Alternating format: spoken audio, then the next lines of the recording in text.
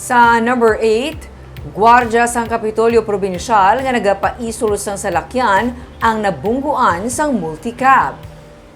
May mga bagras ang butkon sang security guard nga si JP Acanto kag naglitik ang windshield sang sini nga multicab matapos siya mabungguan kaina sang udto sa likod sang Kapitolyo. Nagapaisol sang magwa nga salakyan sa Kapitolyo ang gwardya sang mahapit ini sang multicab. Istorya ni Acanto, hinali na lang lumusot ang madasig nga nagadalagan nga multicab gani nabungguan siya kag natumba sa dalan. Ang driver ang ginhold kag ginusisa sa mga pulis. Ginabisuhan ang gwardya nga magpa-check up sa ospital bangod sa pagkalampos niya sa dalan.